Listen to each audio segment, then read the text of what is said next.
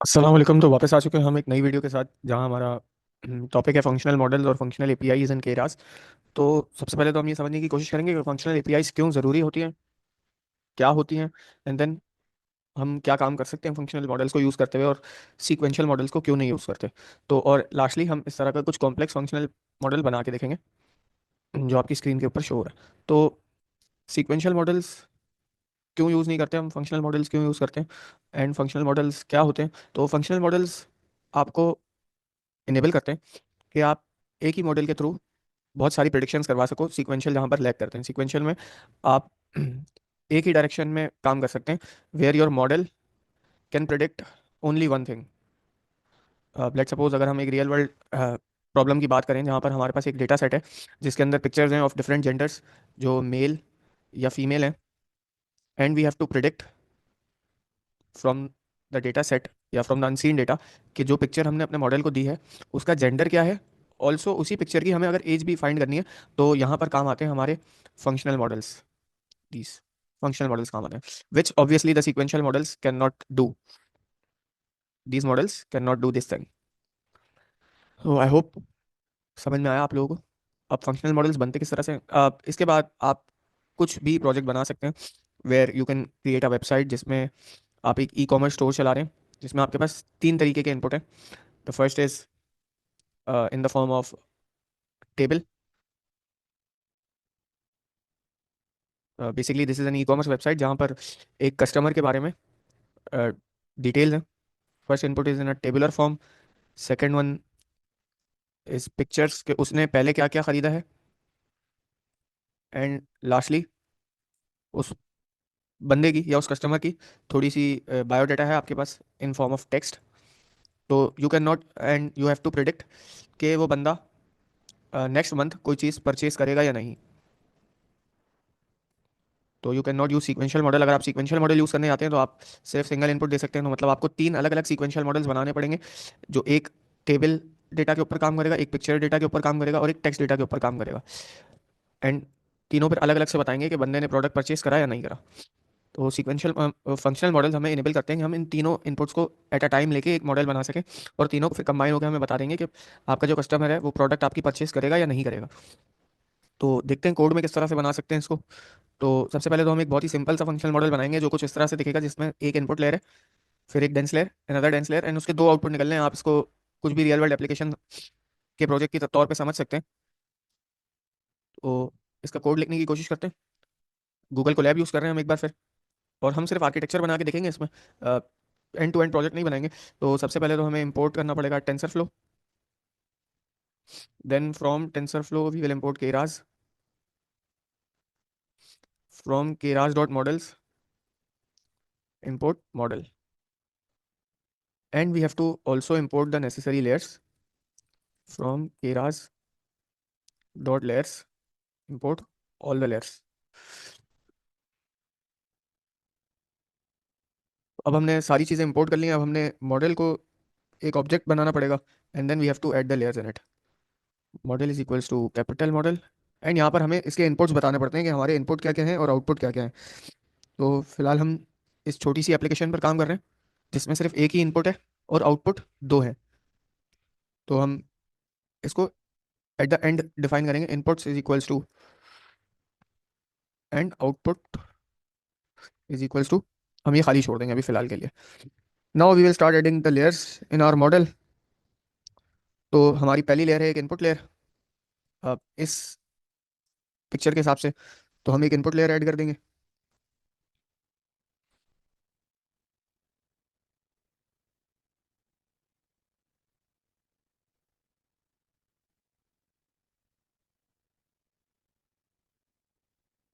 यहाँ पर हम कुछ भी स्पेसिफाई कर सकते हैं कि हमारे नंबर ऑफ न्यूरॉन्स कितने भी हो सकते हैं, बिकॉज यहाँ पर हमें कुछ भी मेंशन नहीं है। अगर आपको कुछ मेंशनड है या आप किसी रियल वर्ल्ड प्रोजेक्ट पे काम कर रहे हो तो आप उतने ही स्पेसिफिक नंबर ऑफ न्यूरॉन्स रखेंगे।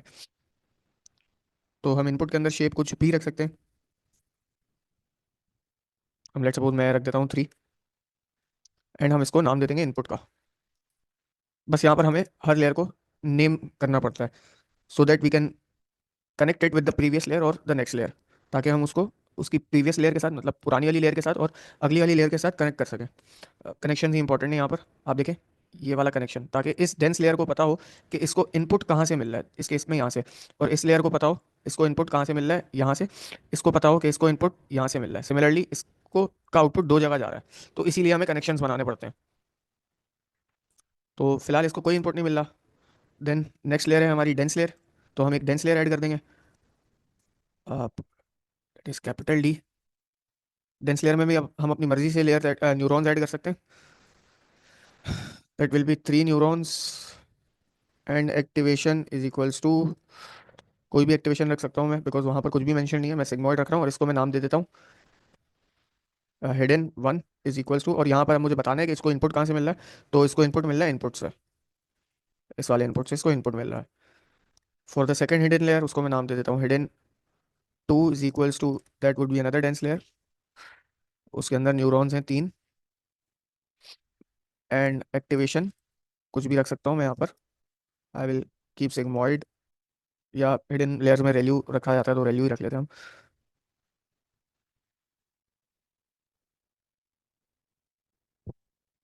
एंड इसको इनपुट मिल रहा है हमारी हिडन 1 से।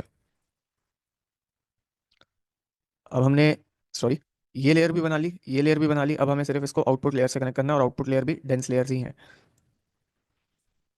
तो हमें और लेयर्स ऐड करनी पड़ेंगी। दैट इज आउटपुट 1 नाम दे देते हैं हम इसको। आउटपुट 1 ये है क्या, डेंस लेयर है जिसमें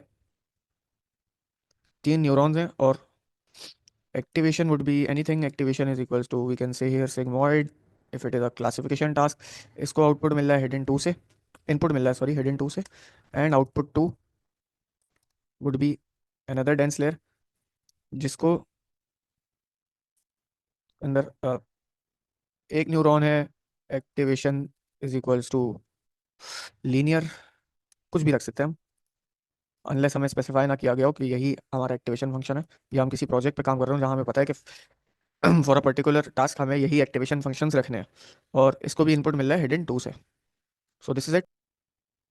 एंड नाउ हमें सिर्फ इनपुट्स बताने, कि इनपुट्स था हमारा इनपुट लेयर में बस, एंड आउटपुट्स हमारे पास बिकॉज मल्टीपल आउटपुट्स हैं तो हम एक लिस्ट पास करेंगे जहाँ पर हमारा आउटपुट 1 कॉमा आउटपुट 2 हमारे आउटपुट्स हैं। हमें केरास डॉट यूटिल्स से इंपोर्ट प्लॉट मॉडल इंपोर्ट करना पड़ेगा। Plot model, yes. And plot model को यूज़ करते हुए हम अपना मॉडल प्लॉट करके देख लेंगे कि किस तरह का दिख रहा है हमारा model. And you can see कि जिस तरह का हमारी पिक्चर थी उसी तरह का हमारा मॉडल दिख रहा है। Also if you want to see कि हर लेयर के अंदर टोटल नंबर ऑफ पैरामीटर्स कितने हैं, तो हम वो भी कर सकते हैं using a hidden parameter which is named as show sequences, I think some sort of show shapes, yes. Show shapes is equals to true कर देंगे हम यहाँ पर। एंड अब हमारे पास हर लेयर के नंबर ऑफ पैरामीटर्स भी दिख रहे हैं हमें। तो दिस इज इट। अब इसके बाद हम एक नया मॉडल बनाएंगे।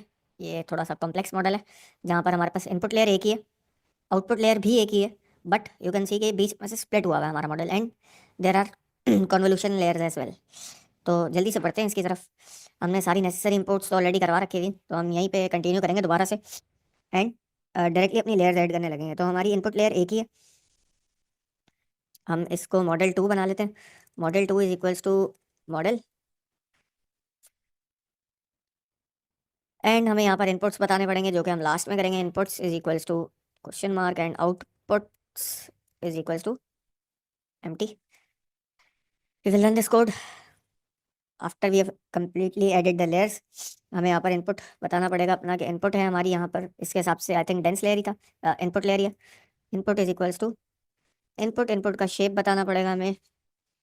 हम कुछ भी शेप रख सकते हैं, लिटरली कुछ भी, जब तक हमें स्पेसिफाई नहीं करा गया। I will keep it as 64 3 and 3।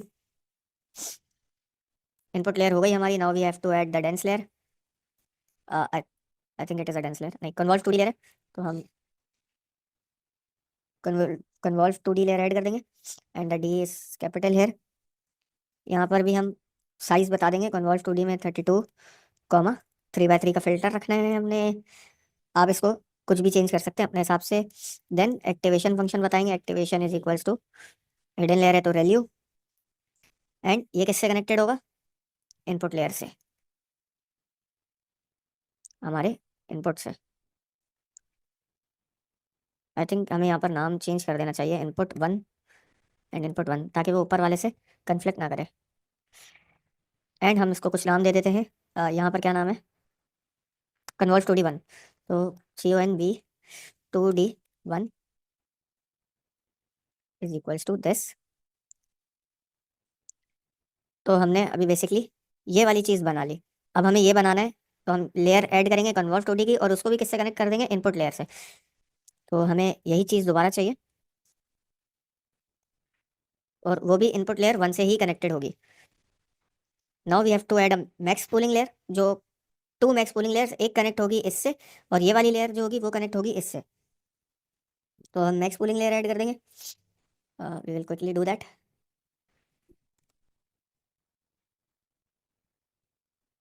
Max max pooling two D,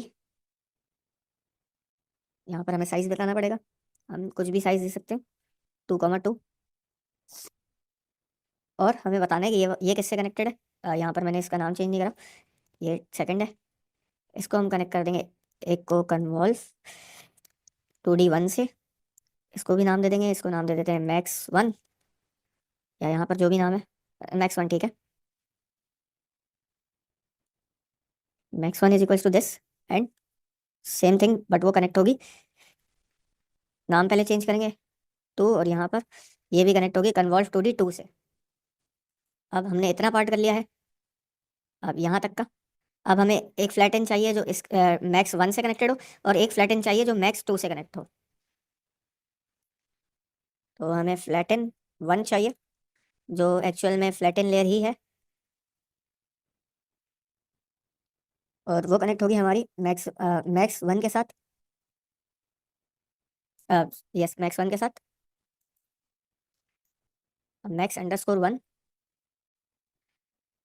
and हमें एक और फ्लैटन चाहिए, फ्लैटन टू के नाम से, जो हमारी मैक्स अंडरस्कोर टू के साथ कनेक्ट होगी। तो हम यही कॉपी कर लेते हैं। आप सबसे पहले इसका नाम चेंज कर देंगे, इसको फ्लैटन टू, एंड ये कनेक्टेड होगी हमारी मैक्स टू के साथ।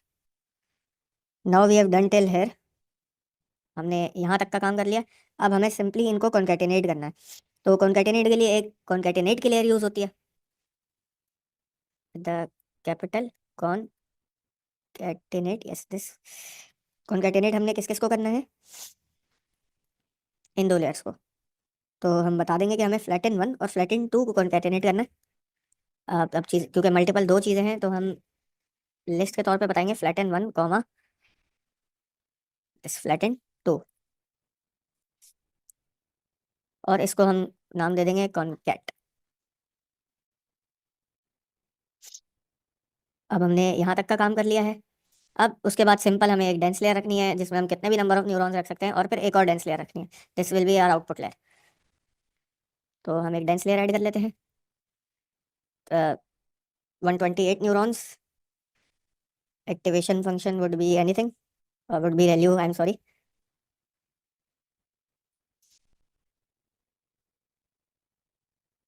Activation is equals to ReLU again, and ये कनेक्ट होगी हमारी कॉन्कैट के साथ, एंड हम इसको नाम दे देते हैं, जो नाम यहाँ दिया हुआ है, दैट इज डेंस वन। अब DNS रख देता हूँ मैं, सो दैट कोई भी ऊपर की लेयर जिसके साथ मैच ना कर पाए।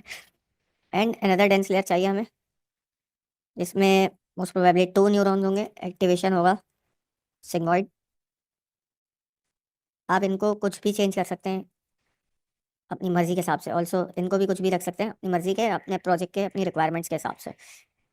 हम इसको नाम दे देते हैं output is equals to this. Finally हमारा स्ट्रक्चर पूरा कंप्लीट हो गया है, क्योंकि हमने यहाँ तक का काम कर लिया है। अब सिंपली हमने यहाँ पर अपने इनपुट्स और आउटपुट्स बताने हैं कि हमारा इनपुट कितना है, input is equals to input one है सिर्फ, and output is equals to output है खाली। Now we will run this, and ये सब रन करने के बाद हमने अपने मॉडल को प्लॉट कर लेना है। तो प्लॉट मॉडल को यूज़ करते हुए प्लॉट करते हैं, plot model this. And we will plot the model 2। And you can see कि जिस जिस तरह का हमने मॉडल यहाँ पर बनाया था, सॉरी देखा था, उसी तरह का मॉडल हमें यहाँ पर रिसीव हो रहा है। अगर आपको पैरामीटर भी देखने हैं तो आप that hidden parameter show, what was that, forgot, show shapes is equals to true कर देंगे।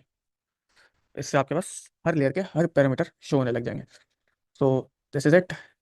आज की वीडियो में इतना ही। आई होप आप लोगों को वीडियो अच्छा लगा होगा। Thank you for watching.